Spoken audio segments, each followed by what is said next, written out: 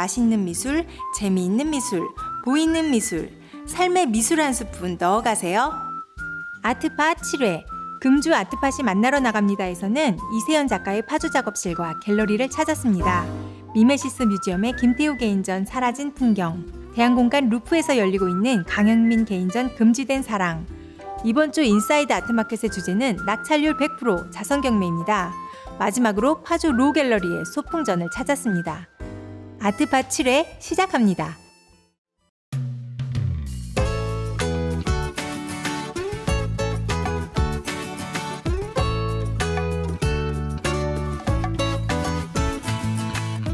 오늘 저희 반가운 손님 맞죠? 네, 전에 반갑습니다. 한번 못 들어갈 뻔한 적 있어가지고. 아, 그래요? 네, 이렇게 초대해 주셔서 감사합니다. 네, 고맙습니다. 여기는 그냥 놀이터인데 네. 물론 저 작업실이기도 하지만 언제든 오셔도 제가 커피나 밥은 안 사더라도 네. 제가 싸들고 네, 오겠습니다. 싸들고 오시면 네. 제가 뭐 아, 환영하고 감사합니다. 두 손으로 꽝 이렇게 네. 작가의 이제 갤러리 오너의 이제 오. 그 무엇보다 중요한 이름 건물주. 주님 짜잔. 쑥스럽습니다. 다 빚입니다. 빚도 자산이라고. 네. 그건 옛날 말이고 빚은 네. 빚입니다. 산은 산이요, 물은 물이요, 빚은 빚이다. 빚 때문에 힘들어요. 예전에 인터뷰할 때 그 이세연 작가가 그 작가는 배고파야 된다라는 편견에 아주 강하게 비판을 하셨던 기억이 납니다. 그 말은 사실 똥이죠. 네. 사실 19세기에나 소통이 되었던 단 몇 명의 작가, 인류 역사상 가난했던 예술가가 과연 몇 명이나 있었을까요? 레오나르도 다빈치, 렘브란트, 그들이 가난했나요? 절대 가난하지 않았거든요. 그런 맥락으로 본다면 지금 현대 작가들 글로벌 아티스트들 작업실에 가보세요.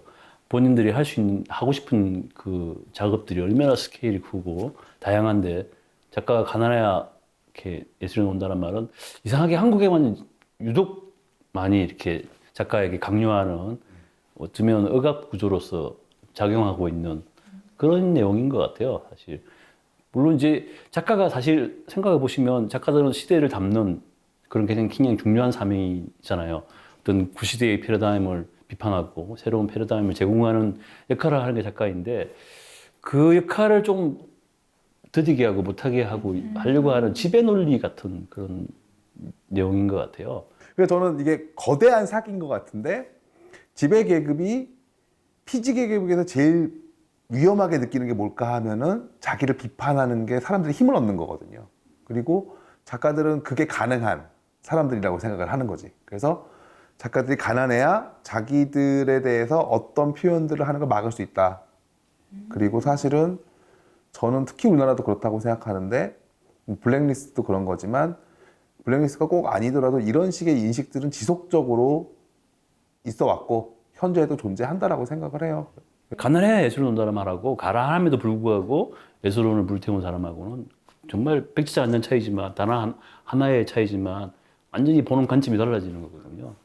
물론 이제 뭐 한국에 보면 가난한 게 당연한 것처럼 여기고 마치 내가 가난하니까 위대한 예술가인 것처럼 착각하는 사람들도 사실은 있어요. 그것도 굉장히 그 패러다임에 자기도 모르게 젖어 있어서 그게 당연한 것처럼 받아들이고 내가 돈 얘기하면 나를 좀 이상하게 바라보겠지. 내가 손해보더라도 내가 정당하게 권리를 주장하고 이게 아니라고 이야기하는 게 마치 순수하지 못한 것처럼 얘기되어지고 하자되어지고 스스로 자기 검열을 하는 거죠.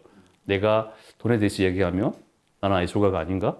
일종의 자기 검열이거든요. 근데 그런 것들을 계속 작가에게 심무줌으로 인해서 계속 작가들이 가난해야 된다고 생각하고 또 가난하게 산다는 게 너무 억울하잖아요. 왜 작가들은 가난하게, 물론 이제 자본주의 시스템에서 뭐 굉장히 돈과 관련 없는 그 예술 활동을 하는 게 가난할 수밖에 없는 구조지만 그렇다고 해서 그게 꼭 가난해야 된다고 이렇게 해야 된다는 건 아니잖아요. 물론 더 제도적으로 작가들이 좀 더 좋은 작업을 할 수 있는 주변 환경을 만들고 시스템을 만드는 게 꼭 필수한 요건임에도 불구하고 단지 가난해야 된다 그런 패러다임 때문에 그런 개선의 노력을 하지 않는다는 건 정말 불행한 일이죠.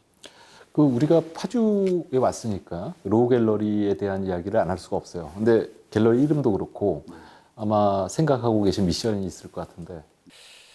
좋은 갤러리를 지향하는 건데요. 좋은 공간은 무엇인가에 대한 일종의 하도 같은 거예요. 제가 늘 생각하는 게 지금 우리가 생각하고 있는 좋은 갤러리들은 일반적으로 스테레오타입이 있잖아요. 그러니까 거대하고 자본이 많이 투자가 되고 좋은 전시를 하고 잘 팔아주고 뭐 좋은 작가들을 많이 데리고 있는 이런 여러 가지 어떤 그 딱 정해져 있는 룰이 있다고 한다면 저는 좀 거기에 좀 대한 좀 다른 생각들을 좀 제공하고 싶은 게 예를 들어서 어린아이에게 그 놀이터가 어떤 놀이터가 가장 좋은 놀이터냐고 이야기한다면 모든 어린아이들이 다 똑같은 질문을 받더라도 똑같은 대답을 하지 않으리라고 봐요. 그 아이가 자라온 환경이라든가 뛰어노는 공간이라든가 이렇게 경험의 어떤 그런 방식에 따라서 노는 행식에 따라서 그 굉장히 다른 대답이 올 것 같아요. 만약에 바다에서 자란 애들은 바다가 비치가 파도가 본인에게 가장 좋은 놀이터였고 산에서 자란 아이들은 나무라든가 뭐 냇가라든가 뭐 그런 것들이 자기한테 가장 좋은 놀이터였다고 이야기가 나올 것 같은데 작가에게도 그런 다양한 놀이터가 좀 필요한 것 같아요. 그러니까 자기 그림의 취향에 따라서 아니면 자기 성향에 따라서 좀 다양한 공간에서 다양하게 좀 펼쳐질 수 있는 그런 놀이터 같은 공간을 좀 제공해주면 안 될까라는 생각을 해서 제 갤러리는 갤러리가 아니라 그냥 놀이터, 말할 때는 놀이터라고 이야기해요. 그래서 그렇게. 올해 말고 내년 같은 경우는 저희 갤러리 지향하는 게 추, 목표가 추, 드롬, 사악함, 현대사에서 터부시하고 있는 그런 추에 대한 미에 집중해서 다뤄보려고 지금 생각하고 있습니다. 미술계에서 자기 영역이 생기면 현실을 안주하신다거나 보수화되시는 그런 작가분들을 많이 뵙거든요. 근데 그러지 않으신 것 같아서 저는 되게 좋았던 것 같아요. 제가 좀 철이 없죠. 네, 아니요. 그렇습니다. 저도 안주하고 싶은데 네. 사실 안주하려고 노력해요. 저도 이제 나이가 50이 넘어서. 근데 작업할 때는 좀 약간 늘 초심을 잃지 않으려고 이렇게 그런 노력을 많이 해요. 그러니까 좀 더 세상을 냉정하게 바라보고 하고 싶은 말은 꼭 해야겠다. 전성적으로 하고 싶은 말을 못 하고 살면 좀 병이 되는 스타일이라서 조금 약간 안주는 하고 싶지만 네. 할 말은 하고 살자 뭐 이런. 그래서 조금 삐딱하게 보이나 봐요. 네. 계속 이렇게 저희들의 편견을 깨주시는 그런 삐딱한 시선으로 계속 작업해 주시면 너무 감사하겠습니다.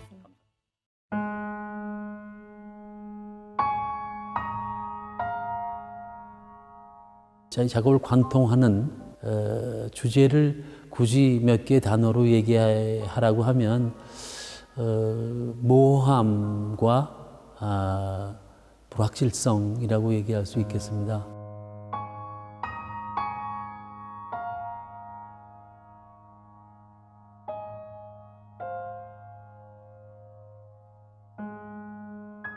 단초만 제공을 하고 제 작품을 보는 분들이 각자의 생각으로 상상을 해서 그 그림을 이해하거나 이렇게 해석하기를 이렇게 바라는 쪽입니다.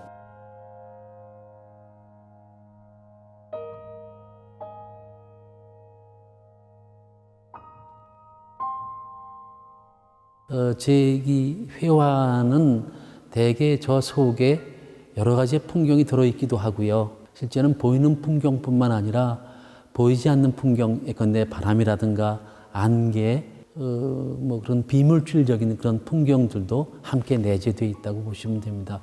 저게 보기에는 단순하게 이렇게 한 색으로 보이지만 그 안에는 실제 어떤 글자가 들어가 있기도 하고 풍경이 들어가 있기도 하고 또는 사람의 얼굴을 그려놓기도 하고요.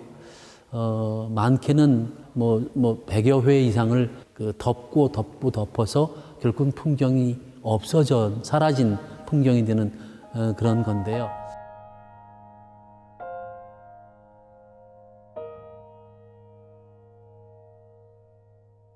저 하나의 단위가 무슨 그림이 될 수 있겠지만 그것들이 모여서 만드는 어떤 그런 모양이라고 할까요? 그것들은 각자 보는 이들이 각자 느끼는 대로 저는 느끼기를 바랍니다. 그래서 어떤 분들은 저걸 보고 나무숲이라고 하는 분들도 있고 어떤 분들은 도시 같다고 얘기하는 분들도 있고 또 어떤 분들은 무슨 묘비 같다고 얘기하는 분들도 있습니다. 그건 뭐 각자의 상상 속에 저는 맡기고 어느 것이 정답이라고 저는 생각하지 않습니다. 지난번 주제가 대화였잖아요. 네. 근데 이 전시는 혼자서 가야 되는 전시인 것 같아요. 만약에 누구랑 같이 가더라도 전시장 내에서는 서로 신경 안 쓰고 작품을 혼자서 보는 게 훨씬 더 맞는 전시인 것 같고요. 작가가 어떤 구체적인 메시지를 전달하고 그걸 어떻게 이해할까 보다는 내가 이 작품을 보고 나는 무슨 생각을 하고 있지? 라고 생각하는 게 오히려 맞는 전시가 아닌가 싶습니다. 이 미메시스 뮤지엄은 자연광 중심이에요. 인공광이 아니라. 그래서 그리고 이제 작품에도 펄이 들어간 안료를 사용했기 때문에 자연광이 조금씩 바뀌잖아요. 그때마다 작품이 미세하게 변화를 합니다. 그리고 주어진 작품에 대해서 저마다의 생각으로 상상하자. 네. 이런 식의 작가 입장도 아주 재밌어요. 네, 아예 제목이 하나도 없어요. 제목이 뭐예요? 물어보면 알아서 상상하시는 게 제목입니다. 이렇게 답변하시더라고요.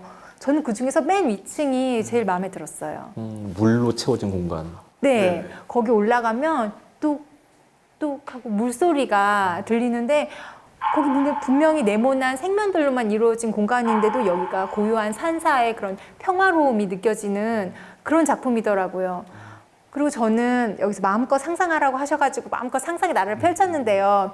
왜 헨델과 그레텔이 빵 조각을 따라다니듯이 작품을 이렇게 하나하나 찾아서 따라다니다 보면 2층에 쫙 펼쳐진 그런 생면 공간이 나와요. 그런 풍경 속에서 이 풍경을 뭐라고 상상하시든지 마음대로 하세요라고 했을 때 누구는 도시라고도 상상하고 누구는 무덤 같다고도 상상했다고 하더라고요. 근데 저는 그걸 보면서 사람들 같다는 상상을 했어요. 왜 생면이 그 속에 이미지가 하나 있고 점차 지워지는 그렇게 돼서 완성된 생면이잖아요. 그러니까 가슴 속에 하나씩 스토리나 이미지를 가지고 있는 그런 그림들이라는 의미에서 되게 사람들 같다는 상상을 했어요. 사실은 이렇게 설명이 없고 제목도 없으면 사람들이 전시에 대해서 불친절하다 라고 하는 경우도 실제로 있어요. 전시, 그래서 왜 이렇게 만들었냐라고 이렇게 불평을 하시는 분도 실제로 계시고. 근데 저는 그런 불편함을 넘어서 직접 현장에 가서 작품을 보는 것, 그리고 사실 현장에서 볼 수 있는 건 사실 눈으로만 보는 게 아니라 거기 냄새도 맡을 수 있고 소리도 들리고 심지어는 공기의 맛도 다를 수 있어요. 그런 것들이 사실 작가들이 대부분 그런 것까지 고려를 하죠. 그렇기 때문에 현장에서 전시를 보는 것과 지금 이 방송을 보고 계시는 분들도 화면으로 이걸 보는 것과는 전혀 다르다라는 점을 꼭 한번 생각하셨으면 좋겠습니다. 한마디 구현하자면 먹방도 비슷한 것 같아요. 먹방 보고선 배부르다 잘 먹었다 하는 사람 없죠. 미술 정보 저희 아트팟 이 프로그램 보신 다음에도 진짜 맛을 보기 위해서는 전시장 가서 직접 작품을 보는 게 중요하다는 생각이 듭니다. 맞아요. 그리고 여기가 비세미술관이라서 일몰 시간에 따라서 클로징 시간이 틀리더라고요. 요즘 가면은 한 5시면 문 닫는다고 해요. 잘 알아보시고 가시고 또 전시가 끝나고 딱 나오면 막 억새길이 있고 단풍나무에서 단풍이 막 비가 돼서 쏟아지고 너무 마음이 이 풍경을 뭐라고 설명을 드려야 될지 모르겠는데 직접 가서 경험하시는 게 최고입니다.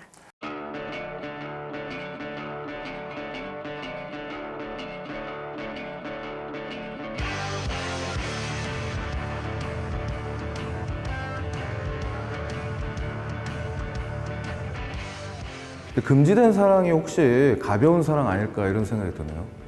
보통 우리는 사랑은 진지하게, 진정하게 해야 된다고 생각을 하고 그런 사랑에 대한 판타지가 있는데 어떻게 하면 더 가볍게 사랑을 할 수 있을까? 이게 시대 정신 아닐까 싶어요. 네.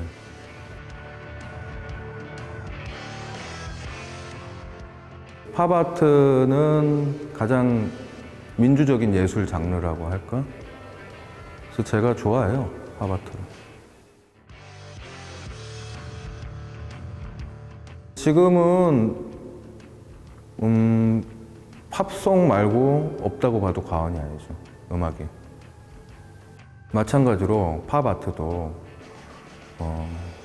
지금 모든 보이는 이미지들이 전부 다 이 자본주의 대중 소비 사회에서 나온 이미지들이기 때문에 전부 다 팝아트의 영역이라고 보는 거죠, 저는.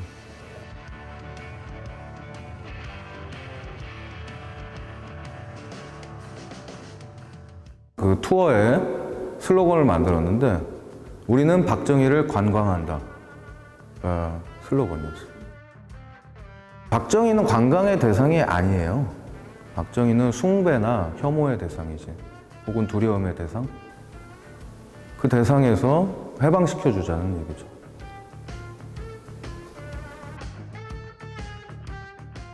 짜릿하고 재밌죠. 그렇게 어목할 때 뭔가 남들 안 하는 걸 한다는 게. 저는 오히려 나중에 박근혜 대통령 탄핵당했을 때 너도 나도 다 투사가 된 그런 상황이 더 두려웠어요.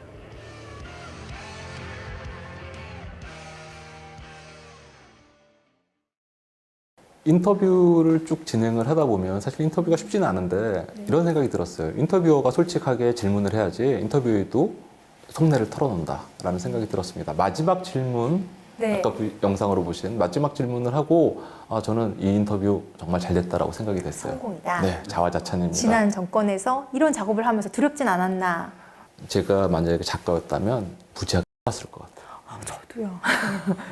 그 당신은 두렵지 않고 재밌었다. 하지만 탄핵 이후 너도 나도 투사가 되는 상황이 더 두렵다. 예, 저는 이게 강영민이라는 작가가 가지는 어떤 선을 딱 보여주는 정리가 잘 된 말이라고 생각하는데, 사실은 작품들을 이렇게 하나하나 보고 있으면 작품들은 이 대상들을 최대한 예쁘게 그려내려고 노력한 작품들이에요. 네. 사실은. 네, 근데 아무리 예쁘게 그려도 보기 싫은 게 있더라고요. 그렇죠. 그런 게 있을 수도 있죠. 하지만 강영민 작가가 작업을 하는 방식 자체는 기본적으로 그 대상에서 예쁜 지점들을 끌어내는 방식이에요. 사실 그게 팝아트, 단순화시키면서 뽑아내는 게 사실 팝아트의 기본적인 방식이기도 하고, 그리고 사실 리액션은 우리한테서 나오는 거죠. 그렇죠. 그 작품이 그 자체로 혐오나 분노나 이런 걸 그리고 네. 있지는 않아요. 근데 그걸 보는 내가 혐오하고 그렇죠. 그걸 보는 내가 분노하고, 사실 그거는, 그리고 강영민 작가가 저는 그래서 일종의 뭐랄까 거울벽 같은 걸 만들어주고 있는 게 아닌가.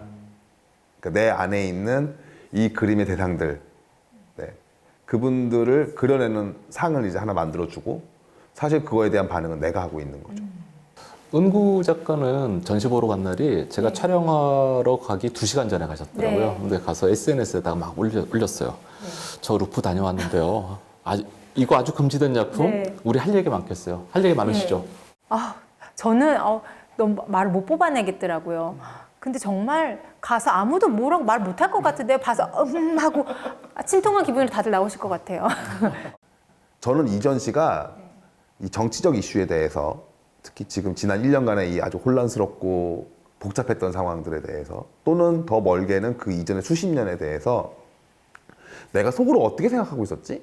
내가 어떤 감정을 갖고 있었지를 확인할 수 있는 계기가 될 수도 있다고 생각해요. 그러니까 이전 씨는 진짜로 거울처럼 강영민 작가의 의도를 비추는 것보다 내 의도를 비추는 거고, 강영민 작가의 의도는 그거를 잘, 네가 여기 전시에 와서 이걸 보고 잘 가져가기를 에서 딱 멈춰 있는 것 같아요. 그 거울이 삐딱할 수도 있고, 네. 거울은 똑바로인데 우리가 바라보는 시선이 삐딱할 수도 있고. 저는 둘 다 삐딱하지 않을까 생각해요. 누가 떠오르는 말투죠? 제가 해봐서 아는데, 진짜 해봐서 알아요. 미술품 경매 이거 아주 힘든 일이에요. 그 스트레스 압박이 장난이 아니에요. 낙찰입니다. 한 번만. 그러니까 일반적으로 경매사 있다 그러면 다 경매사인 줄 아는데 다른 스태프들 엄청 많습니다. 네.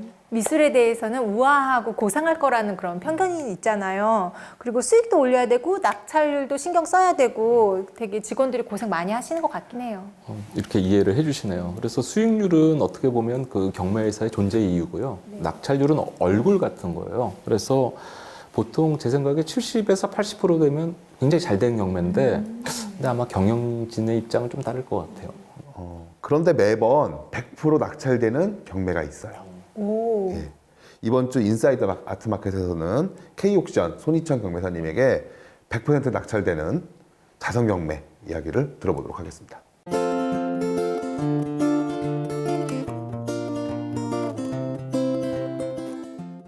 매번 100% 낙찰되는 경매가 있습니다. 그것은 다름 아닌 자선 경매인데요. 사랑 나눔 경매라고 타이틀이 붙여진 이 자선 경매는 K옥션이 설립된 이후 2008년부터 실시해 왔고요. 2014년까지는 현장 경매로, 2015년부터는 온라인 경매로 진행이 되고 있습니다. 아마도 제 옆으로 도표가 보이실 텐데요. 보시다시피 매년 100%라는 경이적인 낙찰률을 기록하고 있습니다. 도대체 어떤 이유로 이런 좋은 결과가 나오는 걸까요? 물론 저희 자선 경매는 일반 거래가의 30에서 50% 선에서 경매를 시작하는 것도 매력적이지만 저는 또 다른 각도에서 생각해 보았습니다. 첫 번째는 위탁자 분들의 사랑인데요. 저희 자선 경매에는 컬렉터, 갤러리, 미술가의 관계자뿐 아니라 기업에서도 경매에 동참하고 있고요. 많은 작가분들도 본인의 작품을 출품하며 사랑 나눔에 힘을 보태주고 있습니다. 두 번째는 응찰자들의 관심인데요.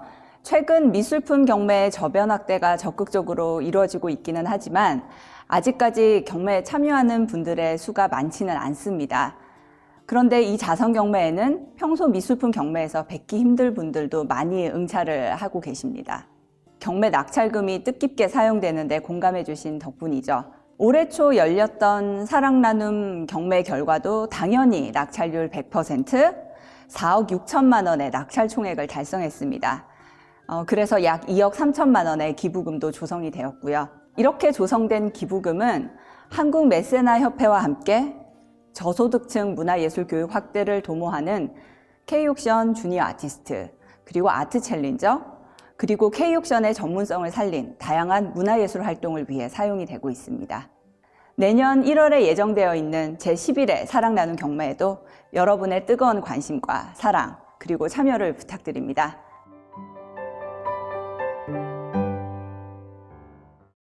아트팟이 만나러 나갑니다에서 만난 이세연 작가 다시 모셨습니다. 이번 전시 제목이 소풍인데 그 천상병 시인의 귀천 이란 시에서 모티브를 얻으신 것 같아요. 소풍이란 말은 천상병 시인의 귀천이라는 시에 나오는 내용인데 이 세상을 소풍으로 비유했던 시 구절이 있어요. 근데 그게 어떻게 보면 천상병 시인이 세상을 바라보는 가장 극명한 태도, 삶에 대한 태도이잖아요.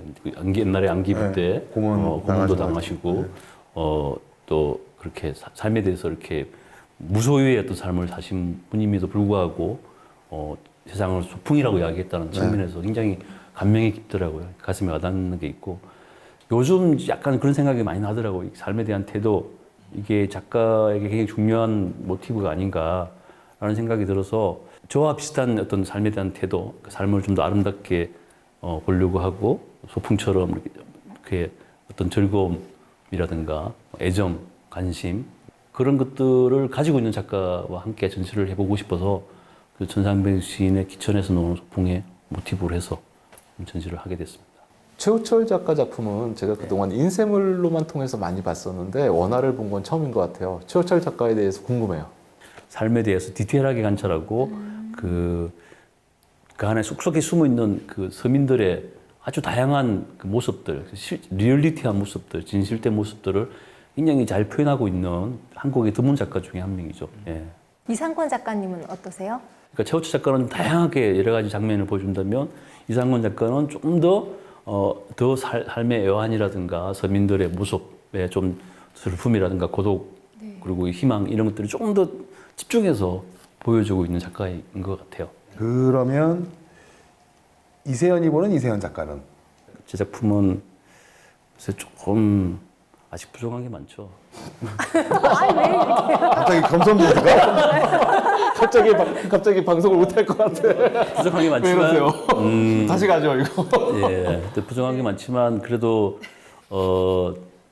제가 굉장히 비판적이고 삐딱한 작가로 많이 알려져 있죠. 그러니까 약간 어떤 후배 작가들은 저보고 빨갱이냐 할 정도로 좀 그런 얘기를 많이 듣고 하지만 자세히 보시면 제 작업에도 약간 촌놈의 감성, 그러니까 제가 시골에서 자랐기 때문에 그 자연에 대한 따뜻한 감정이라든가 그리고 엄마에 대한 기억, 그런 삶에 대한 어떤 정서적인 측면에서는 이 작가들하고 별 차이가 없는 그런 부분이 좀 있는 것 같아요. 이세연, 이상권, 최우철 3명 작가가 참여한 소풍전을 마무리 영상으로 보시면서 아트팟 7회를 마무리하려고 하는데 멘트 부탁드리겠습니다.